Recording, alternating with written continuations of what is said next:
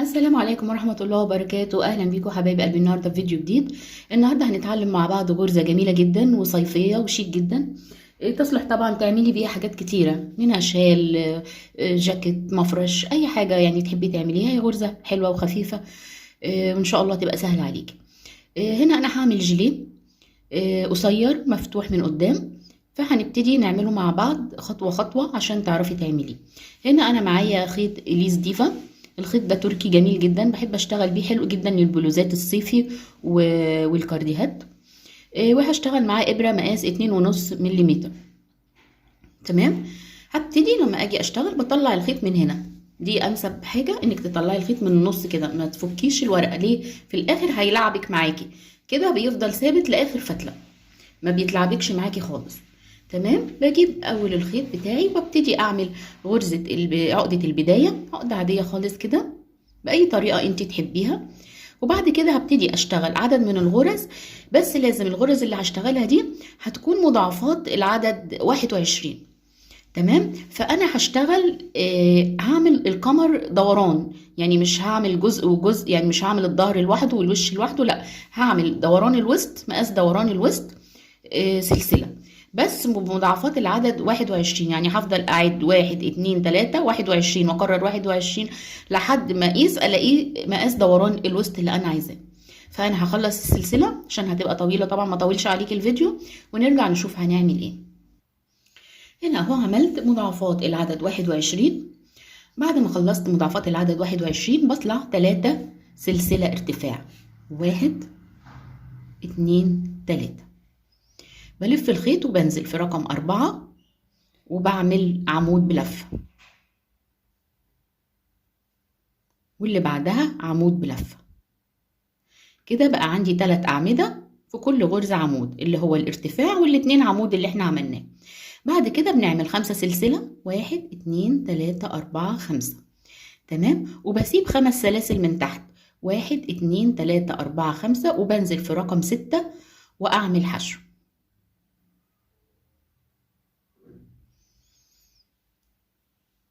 دي أول واحدة حشو، واللي جنبها حشو. ببتدي أعمل 5 حشو جنب بعض.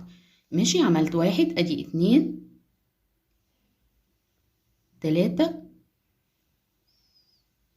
4 5 أهو بالشكل ده. برجع أعمل 5 سلسلة تاني، 1 2 3 4 5، وبروح لخامس سلسلة من تحت، 1 2 3 4 5، بروح لرقم 6 وبعمل عمود، واللي بعدها عمود، واللي بعدها عمود. اهو بقى معايا بالشكل ده. يبقى انا عملت 3 اعمده، 5 سلاسل وسبت 5 سلاسل من تحت، وبعدين 5 حشو، 5 سلاسل وسبت 5 سلاسل من تحت، وبعدين عملت 3 اعمده. هكرر الوحده دي طول السطر. هعمل 5 سلسله تاني، 1 2 3 4 5، هسيب 5، 1 2 3 4 5، واروح في الستة واعمل 5 حشو جنب بعض، 1 2 3 4 5. 5 سلاسل، 1 2 3 4 5، وهروح للستة واعمل 3 اعمده. يبقى انا ماشيه ايه؟ 5 سلاسل وحشو، 5 سلاسل و3 اعمده، ماشيه كده طول السطر.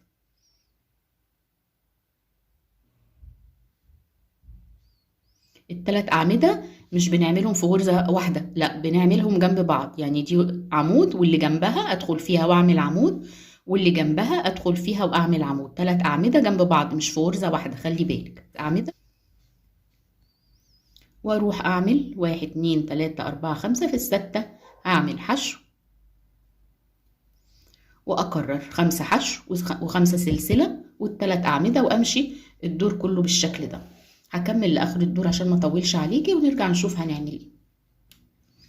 هنا خلاص وصلت اهو لنهايه السطر، 1 2 3 4 5، وبروح عند اخر 3 سلاسل وهبتدي اعمل ال3 اعمده. ليه؟ علشان لازم البدايه تبقى زي النهايه، عشان ده هيبقى لافف كده، ده الوش هيبقى الجنبين دول مفتوح من النص، فلازم الاتنين يبقوا زي بعض، واخده بالك؟ فهبتدي اخلص بقى في الاخر هنا هعمل 3 زي ما بديت، 3 اعمده.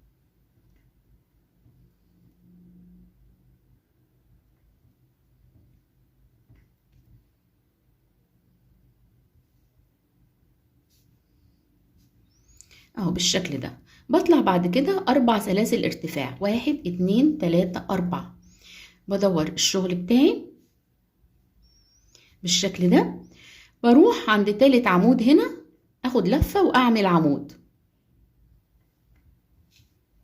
وبعدين اعمل في السلسلة دي هنا عمودين. انا عملت اول عمود في اول عمود عشان اثبت الشغل ما يجريش مني كده ولا كده. خلاص اهو عملنا 4 ارتفاع، وخلي بالك في الاخر هنخلص لازم يبقى نفس الشكل ده في الطرف التاني. في الطرف التاني بقى هيبقى سلسلة وعمود، لما نجيله هنشوف هنعمل ايه. المهم عملنا ايه؟ 4 سلسلة، وعملنا عمود فوق اخر عمود، وعملنا 2 عمود في السلسلة في الفراغ الكبير ده. ماشي؟ هنعمل 5 1 سلسلة، 1 2 3 4 5. تمام؟ احنا كنا هنا عاملين كام؟ كنا عاملين 5 حشو. لا احنا هنسيب اول واحدة حشو ونروح للتانية ونعمل فيها حشو. ماشي؟ ورقم 3 ونعمل فيها حشو، ورقم 4 ونعمل فيها حشو. هنسيب يعني الاتنين اللي على الطرفين بالشكل ده. هنرجع نعمل 5 سلسلة، 1 2 3 4 5. تمام؟ وهنعمل في الفراغ ده 2 عمود.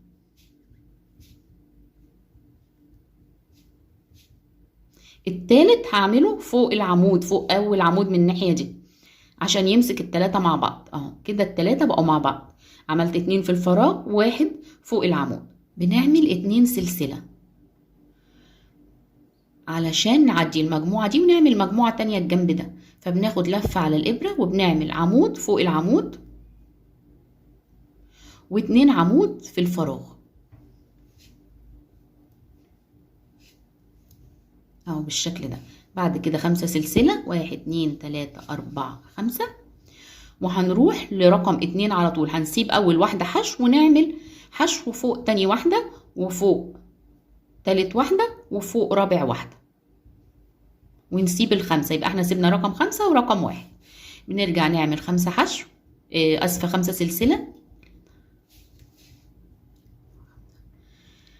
هناخد لفة وهنعمل 2 في الفراغ، 2 عمود، والتالت هنعمله فوق العمود ده، فوق اول عمود هنا. تمام؟ هنعدي المجموعة دي ب2 سلسلة ونرجع نعمل 3 أعمدة مجموعة تانية اهي. اول عمود فيها في اخر عمود هنا، والاتنين التانيين في الفراغ. اهي بصي بقى شكلها بالشكل ده.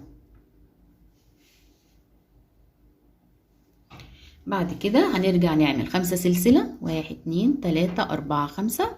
وهنعمل حشو فوق تاني واحدة حشو، وتالت واحدة، ورابع واحدة، ونسيب ال5. ونكمل نفس الايه من ما احنا ماشيين كده. 5 سلسلة، 1 2 3 4 5. ونروح للفراغ ده نعمل 2 عمود، والعمود التالت هنعمله فوق العمود ده اهو. بعد كده 2 سلسلة ونروح للعمود ده نعمل فوقيه عمود، وفي الفراغ عمودين، ونكمل الدور كله. هنا خلاص وصلت لنهاية الدور التاني، وبعمل 5 سلسلة، 1 2 3 4 5. وباجي بعمل 3 حشو، بنسيب الأولانية ونعمل في التانية والتالتة والرابعة ونسيب ال5.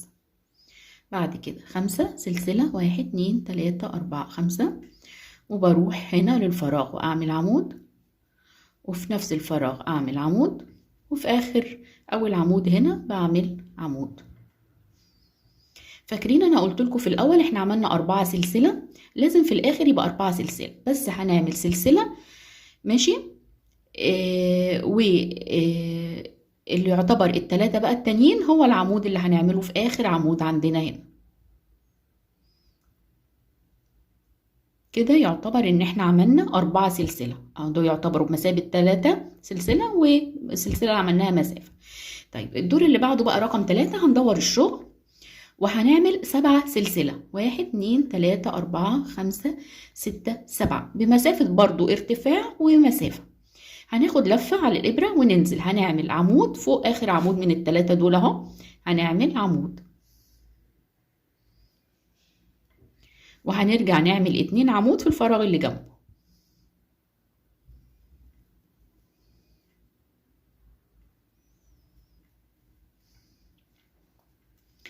اهو بالشكل ده. بعد كده هنعمل 3 سلسلة، 1 2 3، وهناخد لفتين على الإبرة وهننزل في الغرزة اللي في النص. احنا كنا عاملين 3 حشو، هننزل في التالتة اللي في النص ونعمل عمود بلفتين اهو بالشكل ده. هنعمل 3 سلسلة ونروح هنعمل في الفراغ عمود، وهنا في نفس الفراغ عمود تاني، والعمود التالت بنعمله على أول عمود هنا اهو بالشكل ده. بعد كده هعمل 3 سلاسل، 1 2 3، وهاخد لفتين على الإبرة وهروح في الفراغ اللي هما السلسلتين اللي كنا عاملينهم ما بين المجموعتين، وهنزل أعمل عمود بلفتين بالشكل ده زي ما عملنا هنا.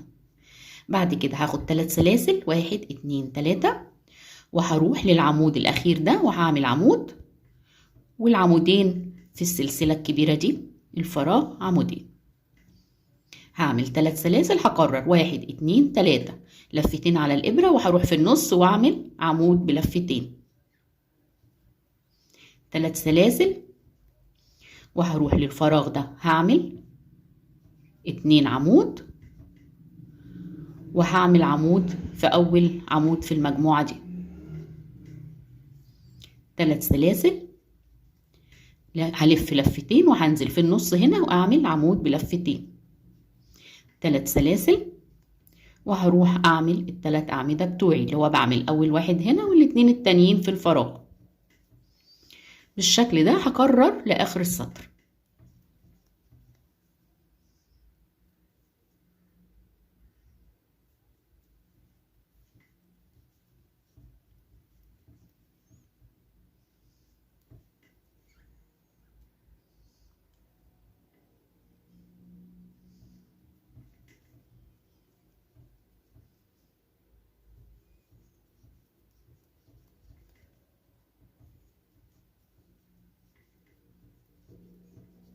هكمل بالشكل ده لآخر السطر.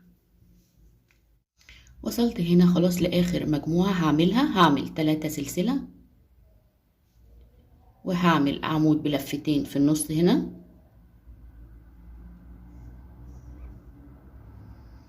و3 سلسلة، وهنزل هعمل في الفراغ ده 2 عمود، وبعدين هعمل عمود فوق العمود.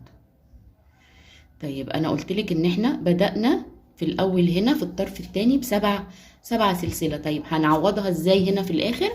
بنعمل 3 سلسلة، 1 2 3، طيب فاضل 4 بنعمله عمود بلفتين في اخر عمود هنا. ماشي، اخر عمود عملناه هنا اللي هو ايه، بنسيب 3 سلاسل هنا كده ونعمل عمود بلفتين، ده تعويضا عن ال4 غرز الباقيين عشان نكمل ال7 سلسلة. بنعمل سلسلة ارتفاع وبندور الشغل، بنعمل مكاننا هنا اهو، ما احنا واقفين في نفس الغرزة بنعمل حشو، وباجي في الفراغ ده وبعمل حشو. كده انا عملت 2 حشو. ماشي، يا ريت تكتبي كده كل سطر بيبدأ بايه عشان ما تتلخبطيش، عشان كل سطر بدايته غير التاني. بعد كده بعمل 4 سلسلة، 1 2 3 4، وبروح فوق العمود ده الأخير وبعمل عمود، وبعمل جنبه في الفراغ ده 2 عمود،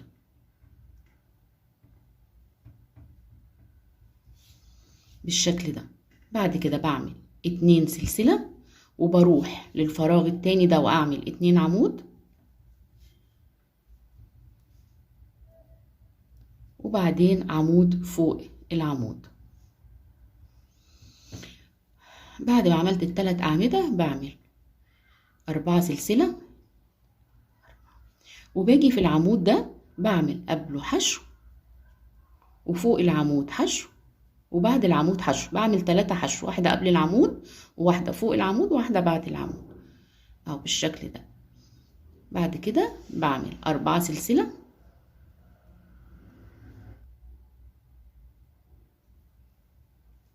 فوق العمود عمود، وهنا 2 عمود،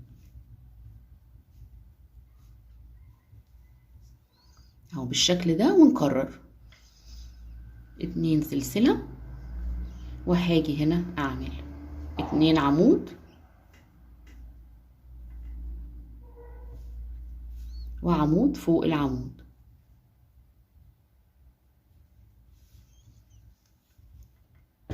اهو بالشكل ده. بعد كده 4 سلسلة، وهروح للعمود ده قبله هعمل حشو، وفي النص هعمل حشو، وبعده هعمل حشو.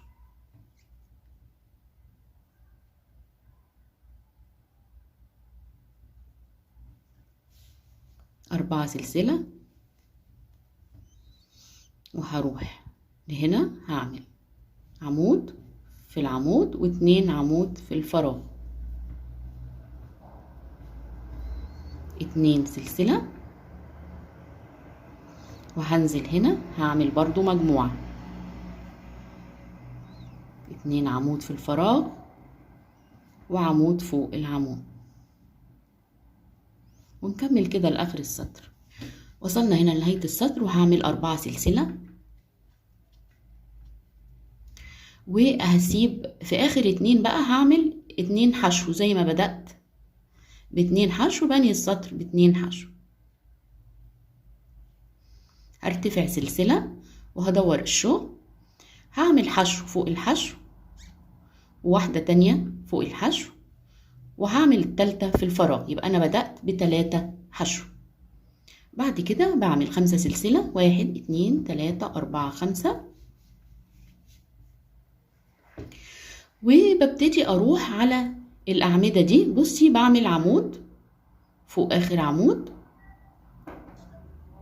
وبعمل عمود في النص،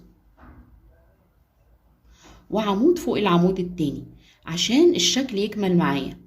اهو بصي بقى بالشكل ده، كمل معايا الشكل الهرمي ده. بعد كده هنعمل 5 سلسلة، 1 2 3 4 5، وهروح في ال3 حشو دول هخليهم 5. هعمل واحدة في السلاسل، وهعمل 3 فوق ال3 الحشو، وبعد كده هعمل واحدة في الآخر.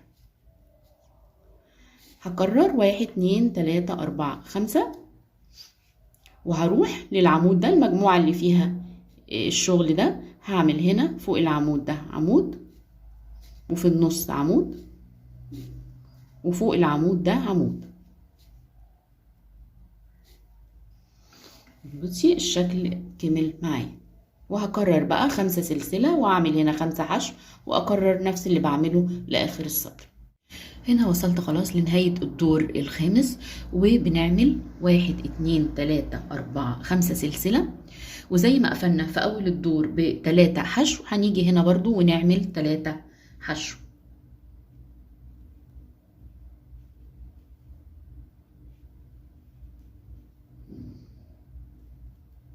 بالشكل ده كده. دلوقتي هنبدأ الدور رقم 6. هنرتفع سلسلة واحدة وندور الشغل، وهنبتدي نعمل 2 حشو، واحدة في الأول وواحدة بعدها. بعد كده هنعمل 5 سلسلة، 1 2 3 4 5، ونروح عند أول مجموعة هنا هنعمل في الفراغ ده عمود، وبعدها عمود، وهنعمل عمود فوق العمود.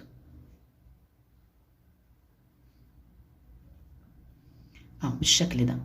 بعد كده هنعمل 2 سلسلة وهنروح نعمل مجموعة تانية هنا، عمود هنا واتنين في الفراغ.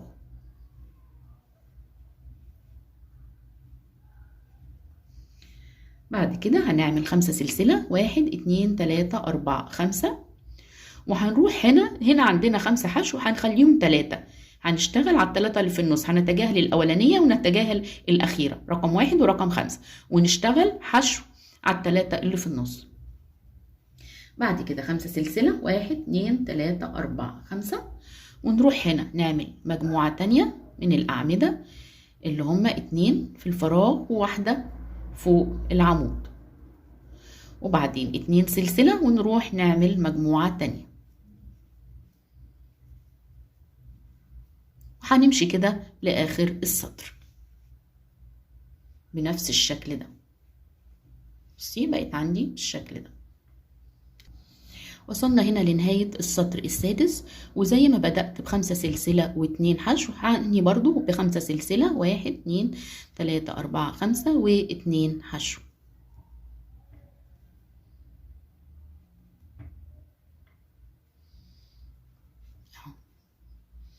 بالشكل ده. في بداية السطر السابع بنبتدي نعمل 7 سلسلة،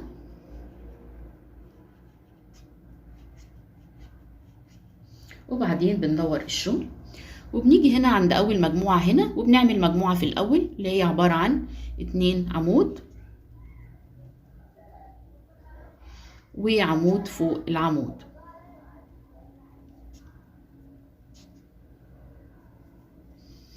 اهو بالشكل ده. بنعمل 3 سلسلة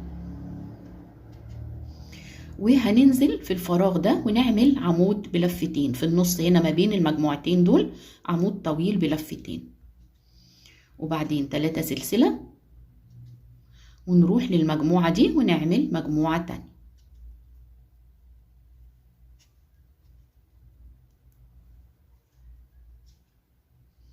اهو بالشكل ده، وبعدين 3 سلسلة ونروح في النص هنا في الغرزة اللي في النص ونعمل عمود بلفتين فوق غرز الحشو.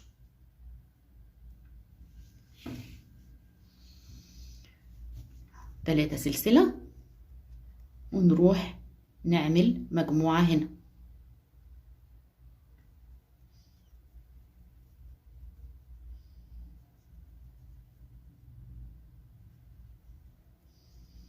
تلاتة سلسلة ونعمل عمود بلفتين ما بين المجموعتين دول، 3 سلسلة ونروح نعمل مجموعة، وهنمشي ونكرر بالشكل ده.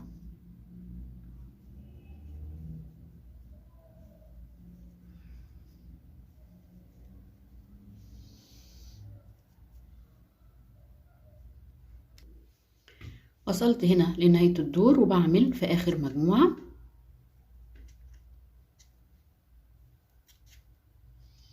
وزي ما بدأت ب7 سلسلة هعمل 1 2 3 وفي الآخر عمود بلفتين دوت بديل ال4 سلاسل. هنيجي هنا في رقم 3 ونعمل عمود بلفتين كده اكننا عملنا بالظبط ال7 سلاسل الاولانيين. بعد كده عشان نعمل السطر رقم 8 هنيجي هنعمل 1 2 3 4 ارتفاع، وهندور الشغل وهنعمل مجموعة هنا في أول مجموعة 2 سلسلة 2 عمود أسفة وعمود فوق العمود، كده عملنا أول مجموعة اهي.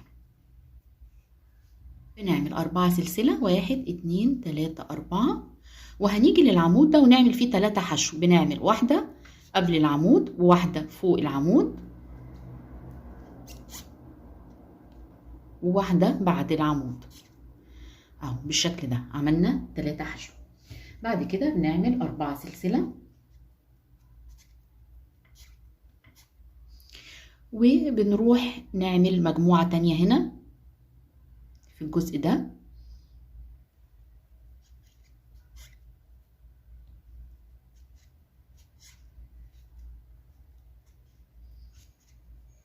وبعدين هنعمل 2 سلسلة وهنعمل مجموعة تانية برضو هنا. يبقى كده قفلنا الشكل معانا.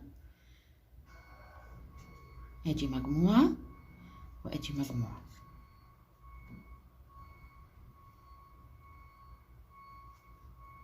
بعد كده بنعمل 4 سلسلة وهنروح نعمل حشو فوق الأعمدة 3. 1 2 3.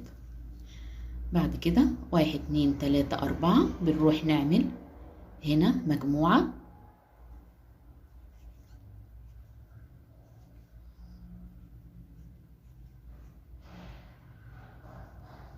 و2 سلسلة ومجموعة تانية هنا عشان نقفل الشكل معانا.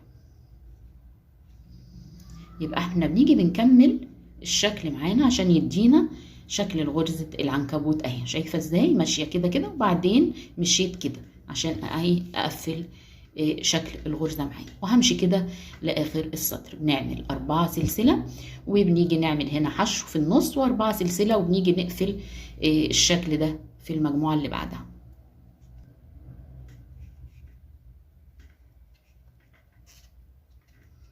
وصلت هنا خلاص لنهاية الدور وبعمل اخر مجموعة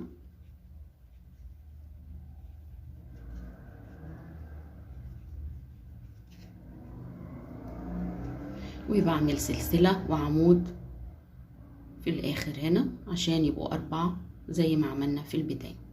هنا هبدأ اعمل السطر التاسع والاخير في المجموعة. هنبتدي نعمل 1 2 3 3 سلسلة ارتفاع. بعد كده هنيجي في الاول هنا ونعمل مجموعة. هنعمل 2 عمود في الفراغ ده وعمود فوق العمود اهو بالشكل ده. بعد كده هنعمل 5 سلسلة 1 2 3 4 5 وهنروح نعمل فوق ال3 الحشو دول هنخليهم 5 حشو. هننزل قبلها وهننزل في ال3 حشو وهننزل واحدة بعدها. بعد كده 5 1 2 3 4 5 سلسلة وهنروح نعمل فوق المجموعة دي مجموعة واحدة هنا في النص. فاحنا بنعملها كالعادة. بننزل هنا في اول عمود بنعمل عمود وعمود في النص وعمود فوق العمود ونكرر 5 1 2 3 4 5 ونروح للحشو ونعمل 5 حشو فوق الحشو. واحدة قبلهم و3 فوقهم وواحدة بعدهم.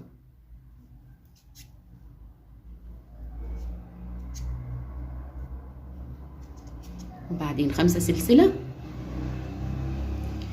وبعدين بنروح هنا نعمل مجموعة في النص. بناخد العمود الاول وبعدين نعمل عمود في النص وبعدين نعمل عمود في المجموعة التانية.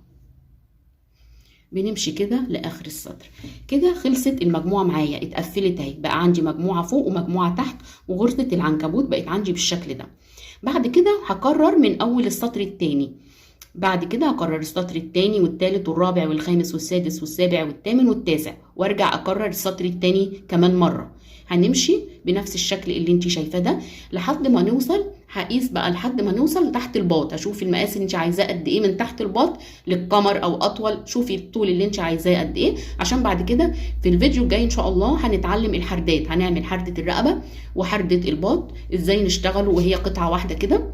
هنتعلم مع بعض ازاي نعملها. بس يا رب تكوني اتعلمتي الغرزة. هي سهلة. هي كل حاجة طبعا في اولها صعبة بس مع التعود والتمرين هتلاقيها سهلة جدا. تمام. لينا لقاء تاني ان شاء الله نكمل الفيديو في الجزء التاني باذن الله.